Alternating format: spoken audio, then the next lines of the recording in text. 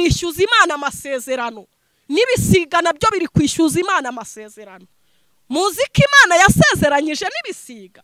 Ntago mbasomeye mu byakozwe n'intumwa. Imana yasezeranyije abantu isezeranya n'ibisiga, kandi yabasezeranyije ibyo ifite. Ntago Imana yakora ikosa ryo kukwemerera ikintu idafite. Ibyo ntago bibaho, ndi umugabo wo kubihamya. Iyi Mana rero yambwiye ngo ninze mbabwire bagenzi muri kujya mu ijuru, irambwira ngo iyabashije gusezeranya ibisiga byo mu kirere, ikabyemerera yuko izabihereza inyama zo kurya, kubera yuko ibi bisiga Uwiteka yigeze yabituma ku mugaragu wayo witwa Eliya sorezwa amasezerano. Mana yambwiye ngo mbabwire ngo ibasha gusohoza amasezerano yasezeranye n'ibisiga, wowe muntu yabura kugusohoreza isezerano. Mana irambwiye ngo ikintu turi gupfa n'ibyaha byacu, nicyo gituma iri kutwima amaso, nicyo gituma iri kutwima amatwi, nicyo gituma dusenga ntidusubizwe. Barokore bagenzi muri kujya mu ijuru ntama z'Imana, muri gusenga ariko mugasengera kubizira. Ikibazo ntabwo ari amasezerano. Shaka ubwami bw'Imana no gukiranuka, ibindi byose bizaza ari inyongera. Ezwa ku gato no ku kanini. Imana igufitiye byinshi mu kiganza cyayo, erega ibyakugirira umumaro irabizi. Ibyo yibwira kukugirira ni byiza si bibi, ariko Imana irashaka iki?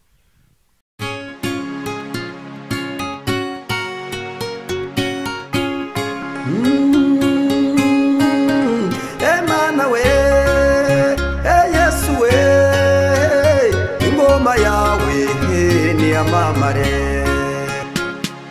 Reka tubasuhuze kandi tubifurize amahoro y'Imana, umugisha Imana itanga ubane namwe aho muherereye hose, abari mu Rwanda n'abari hanze y'igihugu cy'u Rwanda, mwese mugubwe neza. Uyu munsi twagira umugisha wo kongera kubana n'umuhanuzi w'Imana, umukozi w'Imana. Ntabwo twaherukanaga, ariko dushimiye Imana ko twongeye kubana tutishwe n'ibyaha. Burya umuhanga yarabirebye cyane asanga icyica cyane burya ni icyaha. Icyaha kirica ku buryo umuntu ashobora kugenda mu by'ukuri yarapfuye kera, kubera ko imbere y'Imana ntabwo abagaragara nk'umuntu muzima. Birakwiye ko rero twanga icyaha n'igisa nacyo, tugakora imirimo myiza ishimwa n'Imana ndetse kandi ishimwa n'abantu. Reka tumusuhuze. Uraho neza mukozi w'Imana? Muraho neza. Yesu nashimwe. Yesu nahimbaza. Amakuru y'imisi? Turashimira Yesu. Twaherukanaga kera.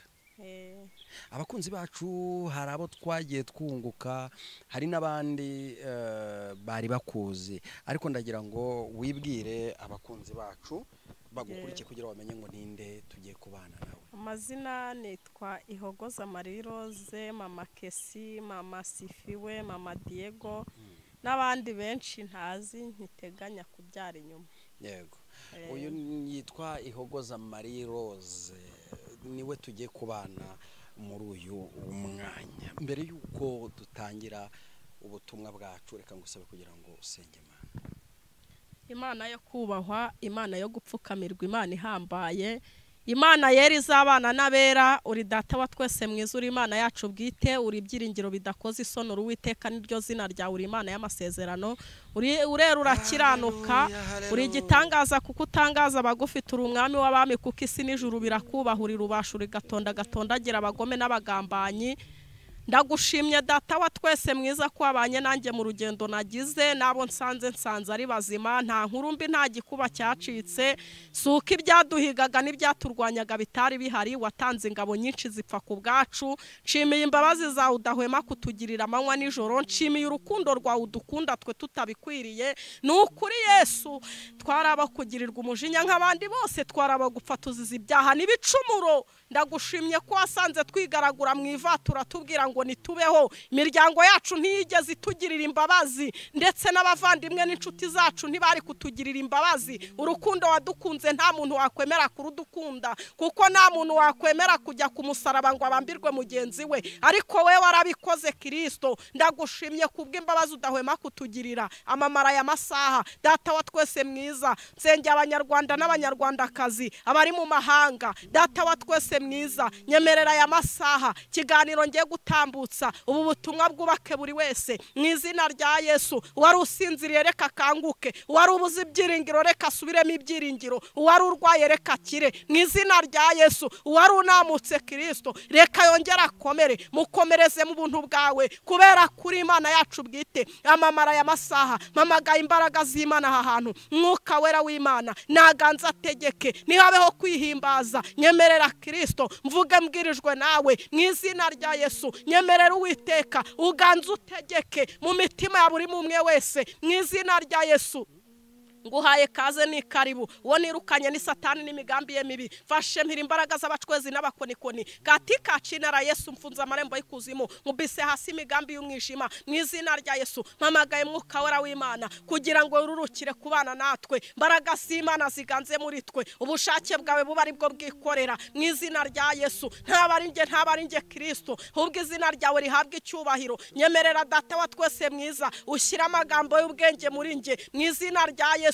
Njewe nemeye kuba igikoresho cyawe, rangurura ubwira ubwoko bwawe, kubera kuri umunyembaraga mu izina rya Yesu. Bamenyesha iby'imisi n'ibihe mu izina rya Yesu. Urakoze Yesu, tuguhaye ikaze na karibu, uganza utegeke mu izina ryawe ryera Yesu, amen. Urakoze cyane, Imana amahoro iguhereze umugisha. Ndawakiriye.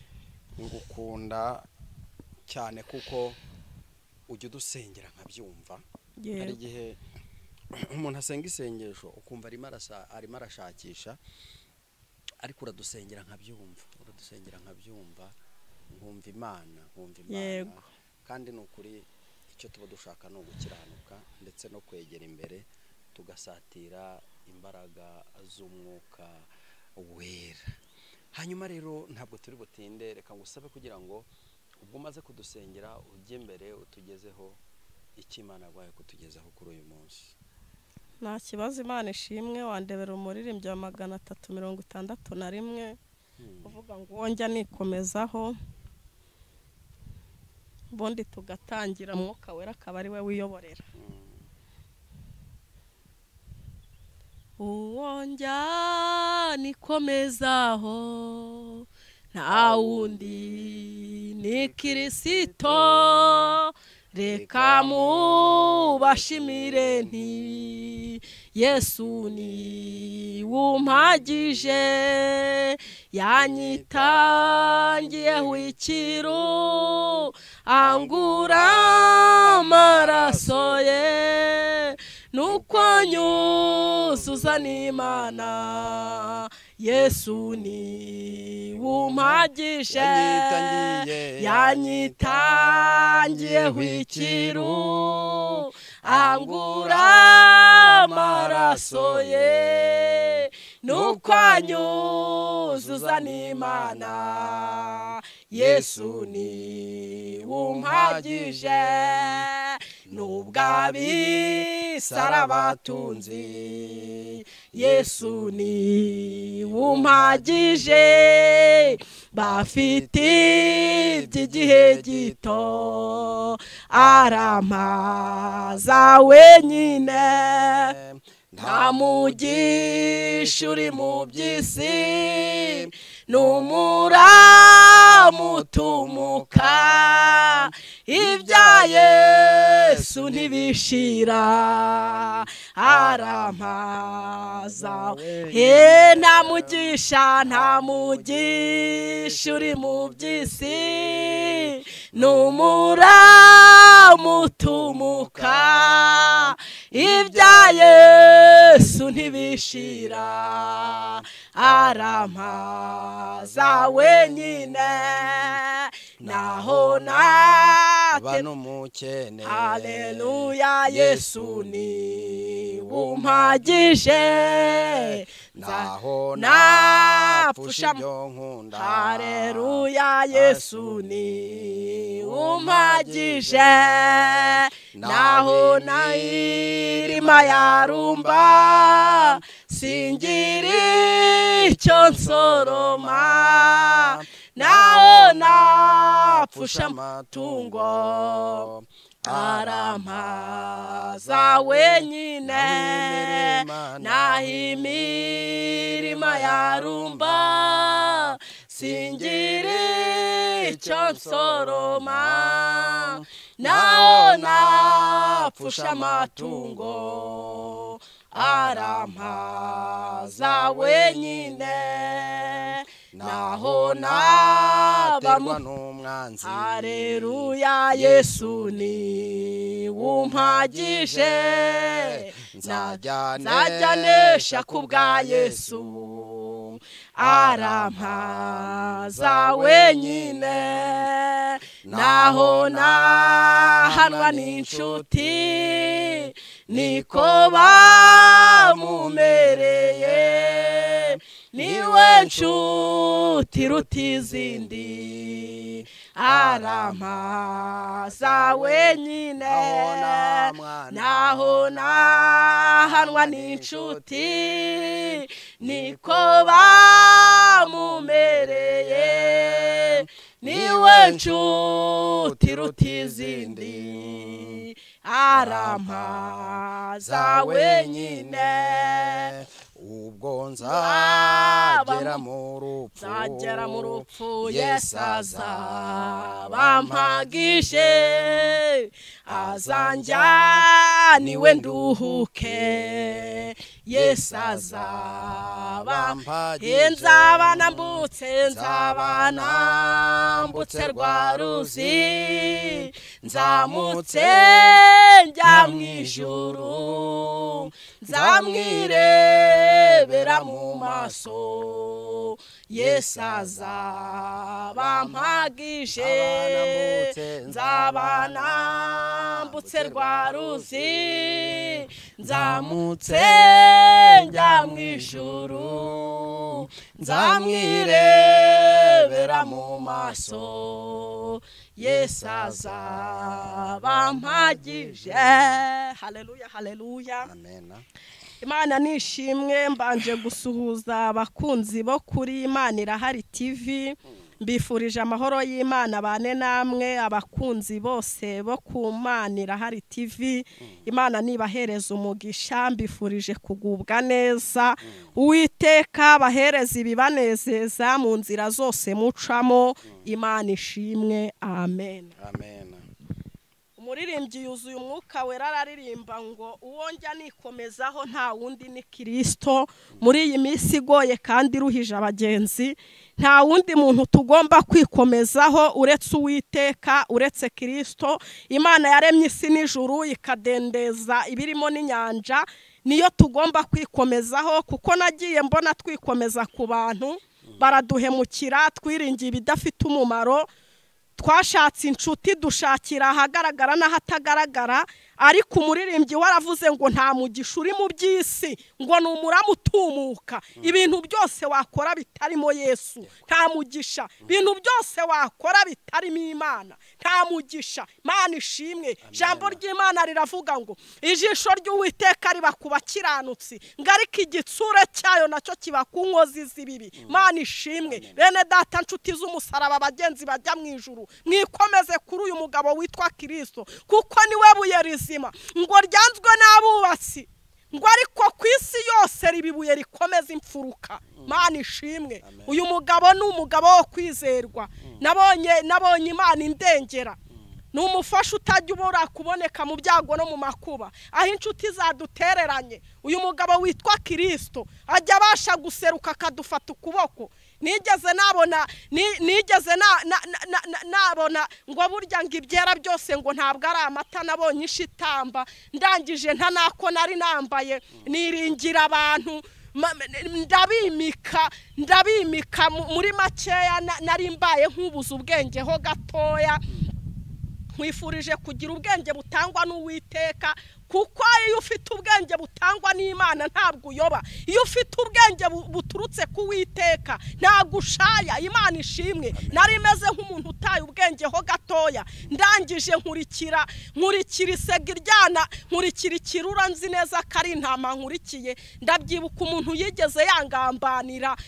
Niyo mpamvu mbabwiye ngo mwikomeze ku mugabo witwa Kristo, mwiringira Imana kurusha uko mwakwiringira abantu. Abantu bajya baba abantu barahinduka, burya umuntu ni mugari. Umuntu afite ibyumba byinshi cyane wowe utabasha kuzenguruka ngo urangize. Imana ishimwe. Umuntu yigeze yampemukira. Umuntu afata telefone yanjye yandika message, amaze kuzandika z'ibitutsi azoherereza undi muntu babigambanye. Amaze kuzimwoherereza ari birazi nkubitamo ipingu, nzi ngo ni umuntu turi kumwe, nzi ngo ni intama naho ni ikirura, ni isega iryana. Nashidutse nicaye muri gereza mpaturamye, arangije kunyemeza neza, kandi yari umuntu nari nsengeye imyaka 3. Yari umuntu nari nsengeye imyaka 3. Ntabwo nari nzi ko yatinyuka kunkorera ikintu nk'icyo. Ngampoye iki? Nari ngiye kumuyagira, nzi ngo ndi kumwe n'intama naho nisega iryana. N'Uwiteka yakoze. Harero niyo mpamvu abantu benshi batakijye Imana itagituritse ikintu ngo umuntu azashime. Niyo mpamvu abantu benshi batakijya hariya ku mugaragaro ngo ubone bari gushima. Imana iragira icyo yagukorera agasiripurize, wahagarara hari uri gushima ngo haleluya, ngo ndashima Imana yuko yakoze iki, ndashima Imana yuko yakoze iki. Butuku hariya mu idirishya ati sha uzarinda baguhamba utongeye kugaruka gushima. Urumva? Ugasanga gushubije inyuma, ugasanga ishyari rirahagurutse, ugasanga ubugome burahagurutse. Haleluya, Imana ishimwe. Ni iki gituma barokore mwuzuye ubugome? Ni iki gituma barokore mwabaye babi? Ni iki gituma barokore mwavuye mu byizerwa? Ni mureke mbabaza ikibazo kimwe. Kubera icyo umurozi adashobora kwifata ngo azashyira umurozi mugenzi we hanze, azasebye umurozi mugenzi we hanze. Ariko mwebwe abarokore nta banga mukigira. Mwebwe abarokore ubumuntu bwabavuyemo, mwabaye inyamaswa, mwabaye abantu babi. Twavuye hanze turi guhunga ibibi, turi guhunga abarozi ngo batumereye nabi, ariko twageze mu nzu y'Imana dusanga niho abarozi bacucitse. Urajyana umwana mu rusengero ukahamukura ujya kumuhamba, yarozwe nande? Sabarokore abo baje kwitirirwa izina ry'Imana mu nzu y'Imana, sibo bari gukora ibyangwa n'amaso y'Uwiteka. Imana iravuze ngo nimuhindukire. Haleluya, amena. Nimwemera mukumvira muzarya ku byiza byo mu gihugu, ariko nimwanga mukagoma inkota y'Uwiteka izabarya. Narindi kubabwira ukuntu ikirura cyampindutse, nzi neza yuko ari intama. Umuntu nasengeye imyaka 3, sinari nzi ko yatinyuka gufata telefone yanjye ngo yandike message yagambanye n'umuntu nibarangiza bajya kumfungisha. Ariko ndashima Imana. Hejuru y'imbaraga z'abagome hari imbaraga z'Imana. Ndashima Imana yamburaniye. Nukuri ntabwo nzi kuburana, ariko Yesu yaraserutse. Barambazaga bati izi message niwe wazanditse? Nti nukuri ku Imana ndarengana. Bati iyi telefone ni yande? Ni yanjye. Iyi nimero ninde uyikoresha? Se ni ngewe. None sibi ninde wabyanditse? Nti nukuri ndarengana. Bati nta jambo ufite, nta ngingo nimwe kurengera wa kigorgiwe cyananiranye. Bambwe urumva nta ngingo nimwe nari mfite indengera, kuko sinzi no kuburana. Urumva icyo ni ikinyoma gifite n'ibimenyetso rata. Mwari muzi ko shitani ajya ahimba ikinyoma ndetse kiriho n'ibimenyetso? None urumva icyo kitari ikinyoma kiriho n'ibimenyetso. Telefone message zanditswe na telefone yanjye ningibaruyeho. Ni gute wambwira ngo ugiye guhakana ngo ntago ubizi kandi telefone ari yawe? Ariko ingingo yaje kundengera. Ndashimira Yesu wo kabyara wamburaniye. Imana yarambwiye ati nukuri ndakuburanira kandi urata. Ariko ntibabuze iminsi 7 bamfunga. Ntiyari y'ubugoryi se. Ikirura ntago cyamfungishije iminsi 7, nari nzi ko ari intama, kumbi nisega iryana. Niyo mpamvu natangiye mbabwira ngo nta mugisha uri mu by'isi n'umuramu utumuka hanga amaso kuwiteka. Kuko abantu twagiye tubiringira baraduhemukira, tubahanga amaso badukoza isoni. Mana ishimwe. Ariko uyu mugabo witwa Yesu ntabwo ajya hemuka kandi ntabwo ajya koza isoni. Mugenzi ujya mu ijuru tumbira umusaraba, tumbira Yesu wenyine niwe gisubizo. Umuntu yaguhinduka, umuntu yagukorera ibyangwa ibizira, umuntu yagukorera ibintu kumva umutima wawe usubiye inyuma. Hari abantu benshi cyane bagiye bagwa bagushijwe n'abiyita ko ari intama, bakava mu byizerwa ati nubundi navuye hanze ndi guhunga ibi naho ngeze ndabihasanze, reka nisubiriraho narindi ntacyo hari hantwaye. Kubera iki? kubera yuko abantu banze gukizwa. Abantu banze gukizwa. Imana irashaka ko abantu mukizwa. Imana irashaka ko abantu muva mu byo murimo bidafite umumaro. Nimureke dusome ijambo ne kurondogora. Ariko rata muri make ndashimira Yesu wamburaniye. Ndashimira Yesu wamburaniye. Ngeze ahantu kure cyane ku rukiko rukuru aho bita kuri pariki Rusororo. Ikirura kihangejeje ndengana ndi kuburanira, ariko uzi kujya kuburana ikintu utanazi wowe utigeze urebeshaho n'ijisho. Ikinyoma shitani ahimba gifite n'ibimenyetso sha. Shitani aricara akagushakira ikinyoma yarangiza akagisegereza akagiha n'ibimenyetso. Cyo ntabwo cyari ikinyoma gifite ibimenyetso se, ariko Yesu yaraje muri pariki Rusororo aramvuganira ntazi kuvuga, sindi ntyoza sinzi kuburana. Nabonye Yesu amburanira ku munsi wa 7 numva bahamagaye amazina yanjye ngo ninsohoke ntahe. Nari kujya imbere y'aba bantu bambaye ibikanzu n'ibigofero, naranabarebaga nkumva ubwoba buranyishe n'ubwa mbere nari mbabonye. Nari kumenya mvuga iki se ubwo urumva nari mfite ijambo. Ariko ndashimira Yesu ujye ubasha kugaragara mu kibazo. Mwene data nshuti y'umusaraba, nawe hari ikibazo uhagazemo, urareba ukabona nta nzira, urareba ukabona byagucanze. Ariko mwijuru hari Imana igibasha gucangura ibicanze. Mwijuru hari Imana igibasha gukura ibishoboka mu bidashoboka. Ahatari inzira Yesu ajya abasha kuhaca inzira. Imana ishimwe. Niba wari uruhijwe n'uburwayi komerera mu mwami tumbira Yesu. Nta sengesho ry'umunyagara. Kiranuka ku gato no ku kanini. Ubundi uhanga amaso umusaraba ngo nimushaka ubwami bw'Imana no gukiranuka ibindi byose bizaza ari inyongera. Abasenze Imana uburikize. Iyi Imana ifite byose nta na kimwe idafite. Iyi Imana ifite byose. Iyi Imana ifite ubugingo yatubikiye. Iyi Imana ifite ubuzima, itanga ubuzima, itanga agakiza, itanga ubwenge, itanga ubukire, itanga icyubahiro. Iyi Imana itubikiye byinshi, tuzigamiye byinshi. Nimuhumura bera b'Imana tuzataha. Tugiye gusoma ijambo riboneka mu byakozwe n'intumwa. Mu byakozwe n'intumwa ibice byaho ni 17. Dusome mu izina rya Yesu. Mbona marayika ahagaze mu zuba arangurura ijwi abwira ibisiga byose biguruka mu kirere ati nimuze muteranire kurya ibyo kurya byinshi Imana ibagaburira. Murye intumbi z'abami n'iz'abatware b'ingabo n'izabu. Imana ishimwe. Imana ishimwe. Amen. Somye ku ijambo riboneka mu byakozwe n'intumwa ibice 17 bivuga ngo mbona marayika arangurura abwira ibisiga byo mu kirere. Imana ishimwe. Iyi Mana rero impamvu nsomye iri jambo, Imana yantumye ku bantu bari kwitotombera amasezerano. Hari abantu bari kwitotombera amasezerano kandi koko barasezeranyijwe. Hari igihe tujya tugirana ibihe byiza n'Imana tukayitambira nk'uko Dawidi yajyaga yitambira umwitero ukagwa. Imana yarangiza ikakwishimira ikakubwira ati nukuri mwana wanjye uratambye numva ndishimye uranejeje nkugabiye iki. Hari abantu benshi cyane bicaranye amasezerano, by'umwihariko hari abo Imana yavuganye n'abariko hari n'abasezeranyijwe n'abantu rata ako nako sinabura kugacangamo. Imana ibantumyeho irambwiye ngo abantu muri kwitotombera amasezerano nimugarukira aho ngaho, nimucira Imana bugufi. Imana ikeneye kubabona aho yabasezeranyirije. Hari abantu Imana yazaniye ibisubizo igezeho mwavuganiye irababura, isanga mwavuye mu byizerwa mwagiye gushayisha. Hari abakobwa Imana yasezeranyije ko ije kubakorera amakwe ikabubakira, ariko yazanye ibisubizo ihageze isanga mwagiye gusambana, isanga mwavuye mu buririmbyi, isanga mwagiye mu bapfumu, isanga muri gukora ibyangwa n'amaso y'Uwiteka.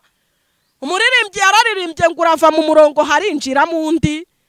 Irangije ibisubizo ibihereza bari mu murongo, ariko ntago mwigeze murekeraho kwitotomba. Kandi murabizi neza yuko icyatumye amasezerano yanyu asubira inyuma n'ibyaha. Imana rero ibantumyeho irambwiye ngo ibasha gusezeranya ibisiga byo mu kirere. uko murimo murishyuza Imana amasezerano n'ibisiga nabyo biri kwishyuza Imana amasezerano. Muzi ko Imana yasezeranyije n'ibisiga? Ntago mbasomeye mu byakozwe n'intumwa. Imana yasezeranyije abantu isezeranya n'ibisiga, kandi yabasezeranyije ibyo ifite. Ntago Imana yakora ikosa ryo kukwemerera ikintu idafite. Ibyo ntago bibaho, ndi umugabo wo kubihamya. Iyi Mana rero yambwiye ngo ninze mbabwire bagenzi muri kujya mu ijuru, irambwira ngo iyabashije gusezeranya ibisiga byo mu kirere, ikabyemerera yuko izabihereza inyama zo kurya, kubera yuko ibi bisiga Uwiteka yigeze yabituma ku mugaragu wayo witwa Eliya, bimugemurira umutsima n'inyama ahantu yari aryamye ku kagezi, bigemurira Eliya. Ubwo hari mu gihe cy'amapfa, amapfa yari ameze nabi, Uwiteka arangije atuma ibi bisiga bihereza umutsima, abihereza n'inyama bishyira Eliya. Bimaze kugemurira Eliya, ibisiga bisubira inyuma byishyuza bosi, biramubwira ati natwe ugomba kuduhemba. Ibisiga birangije bijya kwishyuza nabyo biri kwishyuza amasezerano yabyo, kandi Imana yarabisezeranyije, ibibwira ko izabihemba, ibibwira ko izabiha inyama zo kurya nabyo, kandi izo nyama zirahari. Murakeka si izo nyama z'ibisiga zidahari? Bisiga nabyo bigomba gusohorezwa amasezerano. Mana yambwiye ngo mbabwire ngo ibasha gusohoza amasezerano yasezeranye n'ibisiga, wowe muntu yabura kugusohoreza isezerano. Mana irambwiye ngo ikintu turi gupfa n'ibyaha byacu, nicyo gituma iri kutwima amaso, nicyo gituma iri kutwima amatwi, nicyo gituma dusenga ntidusubizwe. Barokore bagenzi muri kujya mu ijuru nta mazi y'Imana, muri gusenga ariko mugasengera kubizira. Ikibazo ntabwo ari amasezerano. Shaka ubwami bw'Imana no gukiranuka, ibindi byose bizaza ari inyongera. Ezwa ku gato no ku kanini. Imana igufitiye byinshi mu kiganza cyayo, erega ibyakugirira umumaro irabizi. Ibyo yibwira kukugirira ni byiza si bibi. Ariko Imana irashaka iki? Irashaka ko musengera mu kuri no mu mwuka, mugakiranuka. Imana ishimwe. Amasezerano irayafite. Abo yabwiye kubakira iraje ibikore, ariko abahagazemo neza, icyitonderwa, abahagazemo neza, Imana irambwiye ngo ni ukuri, ije kubanezeza, ije kubasetsa. Abantu muri maso, Imana ije kubanezeza, kandi Imana yambwiye ngo mbabwire ngo iri kugendana n'abihuta. Imana yambwiye ngo mbabwire abankurikiye mwese ngo iri kugendana n'abihuta. Aba bagenda bayemba wapi, ntago Imana iri gukorana nabo. Imana yambwiye ngo nimukizwe ku gato no ku kanini, kandi mube maso, mwongere ibihe byo gusenga. Impanuka zibaye nyinshi mu muhanda, impfu zibaye nyinshi zitunguranye, amagare yabeshi yamaze kumanuka. Imana ntabwo iri kureba abakijijwe n'abadakijijwe, Imana iri gusarura ibyeza n'ibiteze. Bene data nshuti z'umusaraba, nimube maso, nimukanguka, abari basinziriye nimukanguke, abari baryamye muhunikiriye, Yesu arambwiye ngo urugendo ruracyakomeje. Nimushaka ubwami bw'Imana no gukiranuka, ibindi byose bizaza ari inyongera. Nimube maso. Mana ishimwe. Nimube maso. Yesu arashaka ko wasengaga rimwe asenga kabiri. Nimwongere ibihe byo gusenga, niko Yesu avuze. Nimwongere ibihe byo gusenga, impfu zibaye nyinshi cyane. Yesu arambwiye ngo mbabwire abantu bose munkurikiye, baba ari hanze, abari mu mahanga hanze, abari mu Rwanda. Yesu arambwiye ngo nimbatangarize iri tangazo rivuga ngo impfu zibaye nyinshi cyane. Imana irambwiye ngo ije gusarura ibyeze n'ibiteze. Imana irambwiye ngo nimwezwe, nimwezwe, kuko iki ni igihe Yesu aje gutora umugeni. Imana irambwiye ngo nimube maso. Amasezerano nta n'icyo ari gupfana n'umuntu. Iki Imana iri gushaka ni umutima uboneye, umutima uciye bugufi, umutima uhindishwa umushyitsi n'ibyaha. uwo ni wo mutima Yesu ari gushaka. Muzi abantu bapfanye amasezerano uko bangana. Abisiraheli basezeranyijwe amasezerano, Imana ibabwira ko bazagera mu gihugu cy'i Kanani, ariko kubera yuko bariye bakarya bagahaga barangiza bagakora ibyangwa n'amaso y'Uwiteka, bamwe batangira kujya kurema ibimasa, bafata amaherena, bafata imiringa, bafata impeta z'amazahabu, batangira kuremamo ibimasa, barabipfukamira barabiramya. Ibyo se nibyo Uwiteka yari yabatumye, nibyo Uwiteka yari yababwiye gukora. Hari abantu benshi muri gukora ibyo Uwiteka atabatumye.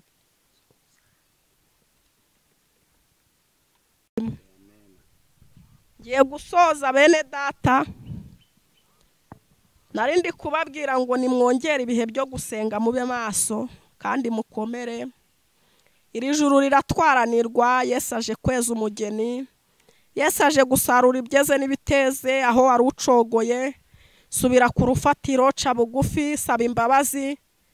Imana yiteguye kukugirira ibambi, Imana yiteguye kukugarukaho. Tugiye gusengana. Data wa twese mwiza, uri Imana yo kubahura ibyiringiro bidakoze isoni, uri Uwiteka niryo zina ryawe. Sengeye abera, sengeye intama zawe, abamaze kumvira ijambo, nyemerera nirice mu gutwi kumwe ngo rihinguke mu kundi ijambo ryawe ritubere inkomezi. Mu izina rya Yesu abari babuze ibyiringiro babona ibyiringiro.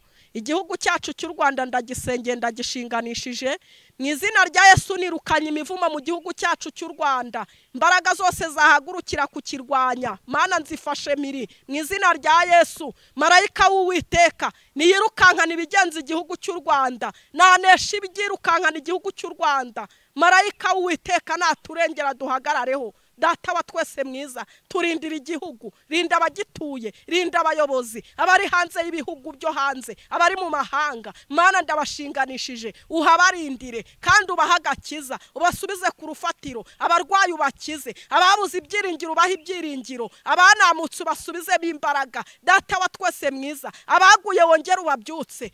Emera guhendahendwa wowe kabyara we. Narindi kukubwira ngo igihugu cyacu gihagarareho, wirukana inkota mu gihugu cyacu mu izina rya Yesu. Data wa twese mwiza, turaguhendahenze, turindira igihugu, abagituye ubarinde mu izina rya Yesu. Wirukana ibyago n'amakuba mu gihugu cyacu, nyabuneka Uwiteka ukumira inkota mu gihugu cyacu. Iyo mivumo ituruka hirya no hino isatira igihugu cyacu, tuyifashe miri, tuyohereje aho iturutse mu izina rya Yesu. Igihugu cyacu kizengurutse amahoro n'umutekano kigote, umucyo wawe uturasire. Urakoze Yesu kubyumvishije, amen.